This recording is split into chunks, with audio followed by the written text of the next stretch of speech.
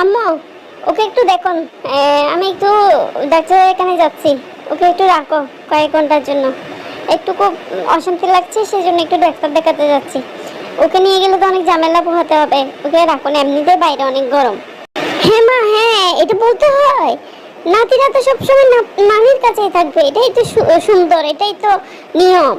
আমি একদম তোর মতো করে যত্ন করে রাখবো মা, তুই রেখে যা। হ্যাঁ আম্মু, আমি তোমাকেই ভরসা করতে পারি, শুধু পৃথিবীতে আর কাউকে ভরসা করতে পারি না। ওর তাদের কাছে ওকে রেখে যেতে আমার খুব ভয় লাগে। কখন না জানি কোনো বিপদ হয়ে যায়, চোখে চোখে রাখবে না, তুমি একটু চোখে চোখে রাখিও। আর বোন শুন, তুই ওকে দেখিস, ওর সাথে আবার লেগে থাকিস না।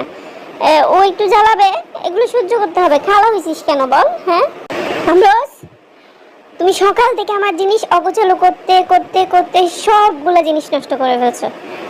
কতক্ষণ খেলতে হবে তোমার? এতক্ষণ খেলতে হয় না তোমার। এবার একটু ঘুমাও। ভাত খাবে? ভাতও খাও না। তুমি আমাকে বকা দিয়েছো,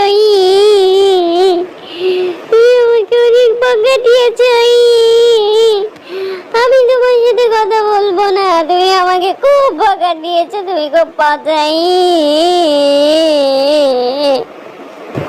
হাই রে কপাল, কোনো অন্যায় করলে, কোনো দোষ করলে, কোনো ভুল করলে, কিছু বলতে গেলেই দোষ, কিছুই বলতে পারবো না, ওটা বকা হয়ে যাবে। কি হয়েছে? তুই আমার নাতিকে বকা দিয়েছিস? ওর মানে ওকে এখানে রেখে গিয়েছে, তুই একদিনের জন্য ওকে কেন সহ্য করতে পারছিস না? ও দুনিয়াদারি উল্টাই ফেলুক, সবকিছু ভেঙে ফেলুক, কোনো সমস্যা নাই। আমার নাতি না করবে না তো কে করবে? এগুলা সব আমার নাতির জন্য। আমার নাতি সবকিছু ভেঙে ফেলবে, কোনো সমস্যা নাই। আম্মু, এ কোনো সাধারণ মেয়ে নয় না, এ হচ্ছে আমাইরা, হুমায়রার মেয়ে আমাইরা। ও সারাদিন কান্না করার ক্ষমতা রাখে, পুরা ঘর তোমার উল্টাই ফেরার ক্ষমতা রাখে।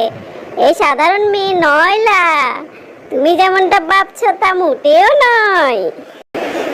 চুপ কর, আমার নাতি যাই করুক সমস্যা নাই, আমার দুনিয়া উল্টাই ফেলুক সমস্যা নাই। তুই আমার মেয়েকে না, আমার নাতিকে কিছু বলবি না, কথা শেষ।